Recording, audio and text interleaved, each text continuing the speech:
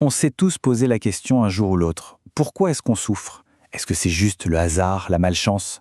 Aujourd'hui, on va plonger dans une perspective, fascinante. Celle de Daniel Kieffer sur le sens de la vie.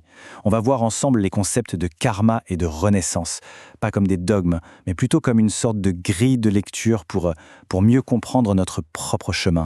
Quand on fait face à une épreuve, que ce soit une maladie qui tombe du ciel ou une perte vraiment douloureuse, il y a cette question qui revient tout le temps. Pourquoi? Pourquoi moi?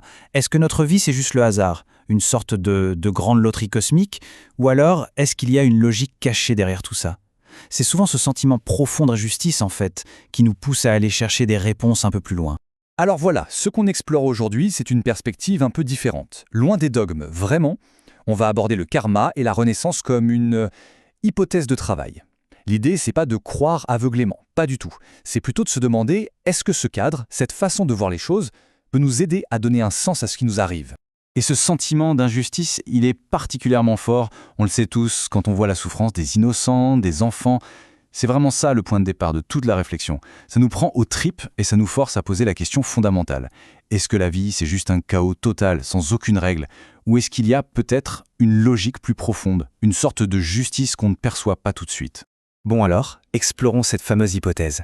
Le premier grand pilier, c'est la loi du karma. Ah, le karma. C'est un mot qu'on entend partout, un peu à toutes les sauces, et qui est souvent mal compris. En réalité, son sens premier est beaucoup plus simple et plus profond qu'on ne le pense. À la base, le mot karma, ça vient du sanskrit, et ça veut dire action. Tout simplement. Ce n'est pas une force mystique, ce n'est pas une punition divine qui nous tombe dessus, non, c'est juste une loi universelle, comme la gravité en quelque sorte, la loi de cause à effet. Chaque action, chaque cause, produit un effet. C'est aussi simple que ça. Et c'est là que la différence de perspective est vraiment frappante. En Occident, on a tendance à voir les choses de façon très linéaire, séparée. J'ai pris mon petit déjeuner, et puis j'ai pris le bus. Deux actions distinctes. Dans la pensée orientale, c'est pas du tout ça. C'est une chaîne, tout est lié. L'énergie du petit déjeuner, elle a servi pour le trajet. Chaque événement n'est pas juste une étape, c'est un maillon d'une chaîne, totalement inséparable de ce qui vient avant et de ce qui viendra après. Et là, attention, parce que le karma, ça ne concerne pas juste nos actes, ce qu'on fait physiquement, non. Ça s'étend à des domaines bien plus subtils. Nos paroles, bien sûr, mais aussi, et c'est peut-être le plus fou, nos pensées. Chaque acte, chaque parole et même chaque pensée est une graine qu'on plante, une cause qui, inévitablement, aura ses conséquences. Et ça, c'est vraiment le point le plus important à comprendre. Le karma n'est pas un juge moral qui distribue des bons et des mauvais points. Pas du tout. Dans cette vision des choses, ce qui nous arrive, ce ne sont ni des récompenses, ni des punitions. Ce sont juste les conséquences logiques et naturelles de nos actions passées. Ça change tout. Ça nous sort de la culpabilité pour nous placer dans la responsabilité. Et ça nous redonne un pouvoir incroyable pour construire notre avenir. Ok, donc si on suit cette logique de cause à effet, cette chaîne ininterrompue, il y a une question qui se pose forcément, non?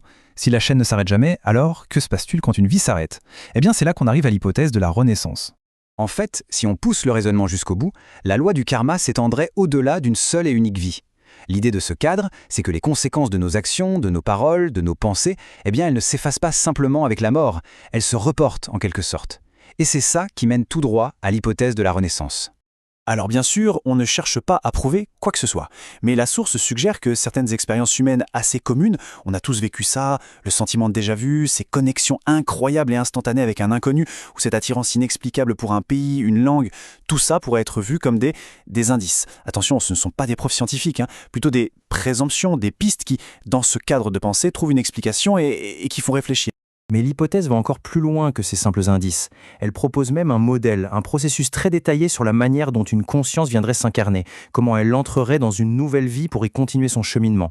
Et là, l'idée est assez vertigineuse. Rien ne serait laissé au hasard. La famille dans laquelle on est, le pays, les circonstances, tout ça serait en fait choisi par l'âme elle-même. Et attention, l'objectif ne serait pas de choisir une vie facile, bien au contraire, mais de choisir la vie optimale pour son évolution, celle qui va offrir précisément les défis et les leçons dont elle a besoin pour grandir. Et ce processus suivrait même des étapes bien précises. D'abord, le choix des parents, bien avant la conception, pour trouver le terrain karmique idéal. Ensuite, au premier battement de cœur, le fil de vie de l'âme viendrait s'ancrer au fœtus. Et enfin, le moment clé, le premier souffle à la naissance qui viendrait sceller définitivement l'incarnation. Bon, tout ça nous amène à la question, la plus importante de toutes finalement. Si quelque chose continue, si quelque chose persiste d'une vie à l'autre, c'est quoi au juste? Est-ce que c'est notre personnalité? Est-ce que ce sont nos souvenirs? Voilà la question. Alors, qu'est-ce qui se réincarne? De qui ou de quoi parle-t-on exactement? Accrochez-vous, parce que la réponse, selon cette perspective, est assez surprenante. La première réponse, et elle est catégorique, c'est sûrement pas notre moi-je. L'idée que notre personnalité actuelle, avec nos goûts, nos souvenirs, notre petite histoire, que tout ça se réincarne tel quel, est complètement écartée. Ce moi-je, il est considéré comme purement temporaire. Et c'est là qu'on arrive à une distinction qui est absolument cruciale. D'un côté, il y a l'ego, le fameux « moi-je ». C'est notre personnalité, nos souvenirs, bref, le personnage qu'on joue dans cette vie. C'est le masque. Et ce masque, il est temporaire, il disparaît. Et de l'autre côté, il y a ce qu'on appelle le soi. Le soi, c'est un flux de conscience pur, impersonnel, et lui, il est permanent. Si l'ego est le masque, le soi, c'est l'acteur qui, vie après vie, va porter différents masques. Le sage Ramana Maharshi l'a résumé de façon assez radicale. Il a dit « La réincarnation n'existe que dans les limites de votre ignorance. Seul le soi demeure permanent. » Qu'est-ce que ça veut dire ? Ça veut dire que le concept même de réincarnation n'a de sens que pour celui qui croit être son ego, son petit moi-je. Pour lui, il n'y a pas de réincarnation d'une personne. Il y a juste un flux de conscience, le soi, qui continue son voyage à travers différentes expériences. Finalement, la vraie question, ce n'est peut-être pas de savoir si tout ça est vrai au sens scientifique du terme, mais de se demander si c'est utile. Est-ce que cette grille de lecture nous aide ? Elle offre une perspective où nos épreuves ne sont plus des coups du sort absurdes et cruels, mais des opportunités, des leçons, des défis sur notre chemin pour nous faire évoluer.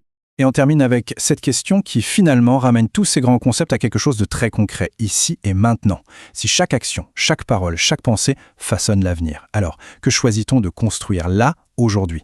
La question n'est plus de savoir si le karma existe, mais peut-être juste de décider de vivre comme si chaque instant, chaque choix comptait vraiment.